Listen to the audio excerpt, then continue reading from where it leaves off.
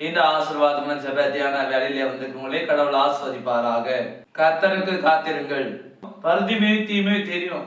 பிறவிலிருந்தே பார்வையற்றவர்கள், பார்வை இல்லாத மனுஷன். அந்த மனுஷன் சாலையோரத்துல சந்தை வெளியில ஓரமாக அமர்ந்து கொண்டு யாசகம் செய்து அதை கொண்டு அவன் தனது பிழைப்பை பிழைத்துக் கொண்டிருந்தான்.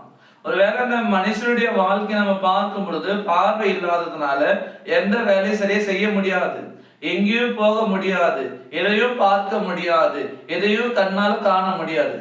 ஆனாலும் கூட அந்த மனுஷனுக்கு ஒரு எண்ணம் என்னன்னாக்கா, என் வாழ்க்கை இப்படியே போயிருக்காது, என் வாழ்க்கை எப்படியே இருந்துடாது, என்றாவது ஒரு நாள் நான் பார்வை அடைவேன் என்று சொல்லி அந்த நம்பிக்கையில இருந்திருக்கலாம்.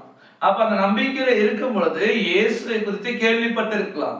இயேசுவை யாரெல்லாம் தேடி வருகிறார்களோ அவர்களுக்கு விடுதலை உண்டு என்று சொல்லி அறிந்திருக்கலாம். எனவே அந்த மனுஷன் இயேசுவின் மீது நம்பிக்கை வைத்து இயேசுவை என்றாவது ஒரு நாள் நான் பார்ப்பேன், இயேசுவை என்றாவது ஒரு நாள் நான் பார்த்து எனக்கு பார்வை வேண்டும் என்று சொல்லி நான் கேட்பேன் என்று சொல்லி காத்து கொண்டிருக்கலாம். அப்ப அந்த இடத்துல பார்க்கும் பொழுது அவன் யாசகம் செய்து அப்படியே இருக்க வேண்டும் சொல்லி நினைத்திருக்க மாட்டான். இயேசுவின் வழியாக எனக்கு பார்வை கிடைக்கும் என்று சொல்லி கூட இயேசுக்காக காத்து கொண்டிருக்கலாம். எனவேதான் இயேசு ஆண்டவர் அந்த வழியாய் வருகிறார் என்று சொல்லி கேள்விப்பட்ட உடனே தாவீது குமாரனே எனக்கு இறங்கு என்று சொல்லி கூப்பிடுகிறான். அப்ப கூப்பிட்ட மாத்திரத்திலேயே அநேக தடை செய்தாங்க. ஆனாலும் கூட இன்னும் அதிகமாக கூப்பிட்டான், இன்னும் சத்தமாய் கூப்பிட்டான். அப்ப இதை கேட்டு இயேசு ஆண்டவர் வந்து அவனுக்கு விடுதலை கொடுத்தார். பார்வை இல்லாத அந்த மனுஷனுக்கு பார்வை கொடுத்தார். அங்க பார்க்கும் பொழுது ஆண்டவருக்காக காத்திருந்தான், ஆண்டவரை நோக்கி கூப்பிட்டான், ஆண்டவர் பார்வை கொடுத்தார். அப்ப இன்றைக்கு நாம கூட நம்ம வாழ்க்கையை சற்று யோசித்து பார்க்கும் பொழுது என்றாவது ஒரு நாள் என் வாழ்வு மாறும், என் வாழ்வு இப்படியே இருந்து விடாது, என்றாவது என்னுடைய வாழ்க்கையில ஒரு மாற்றம் வரும் என்று சொல்லி நாம எதிர்பார்த்து கொண்டிருக்கலாம். ஆனா அந்த மாற்றத்தை நாம உலக பிரகாரமாக எதிர்பார்க்கின்ற பொழுது, உலக பிரகாரமாக நம்ம தேடுகிற பொழுது அது நமக்கு கிடைக்காது.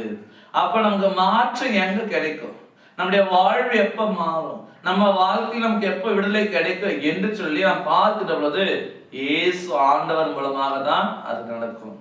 இயேசுவின் வழியாக தான் நமக்கு கிடைக்கும், இயேசுவின் மூலமாக தான் அது வரும். இயேசுவை தவிர வேறொரு வழி இல்லை.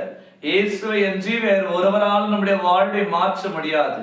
அந்த பத்திமை தீமை எப்படியாக இயேசுக்காக காத்திருந்து இயேசுவின் வருகையில அந்த விடுதலை பெற்றுக் கொண்டாரோ, இன்றைக்கு நாமும் கூட அந்த இயேசுக்காக காத்திருப்போம். அதான் வசனம் சொல்லுது, நிச்சயமாகவே முடிவு உண்டு, உன் நம்பிக்கை வீண் போகாது.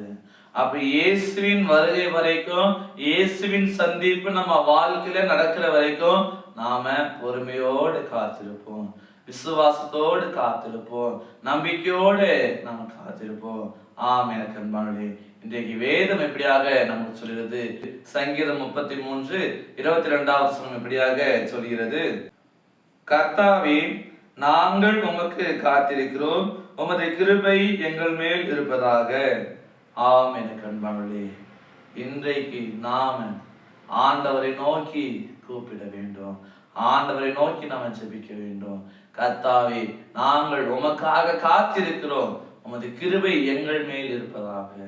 நாம் ஆண்டவருக்காக காத்திருக்கிற பொழுது அவர் கிருபையாக நமக்கு இறங்குகிறார், கிருபையாய் நம்மை ஆஸ்வதிக்கிறார், கிருபையாய் நம்மை விடுதலையாக்குகிறார். நாம் எதிர்பார்க்கிற அந்த மாறுதலான ஒரு புதிய வாழ்வை, சுகமான வாழ்வை ஆண்டவர் நமக்கு தருகிறார்.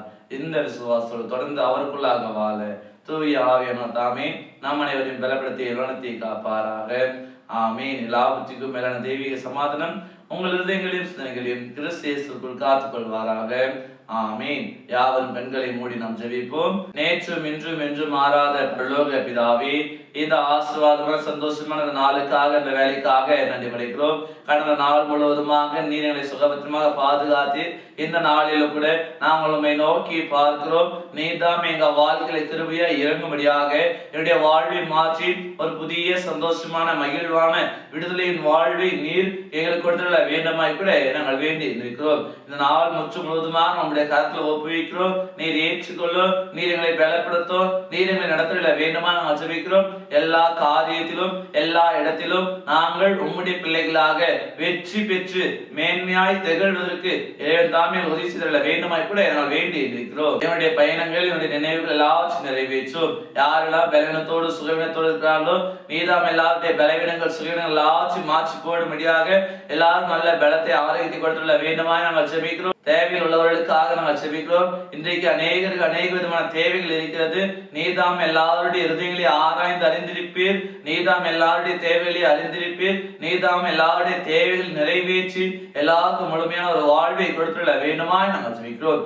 இந்த நாளானது இந்த நேரத்தில் முதற்கொண்டு எங்களுக்கு ஆசீர்வாதமும் சந்தோஷமும் சமாதானமும் நிறைந்த நாளாக நேரமாக அமைவதற்கு இறைவன் உதவி செய்தல வேண்டுமாய் அருள்நாதர் இயேசுவில் ஜெபிக்கிறோம். அன்பின் பிதாவே, ஆமீன். அனைவருக்கும் ஸ்தோத்திரம். கடவுள் உங்களை ஆசீர்வதிப்பாராக.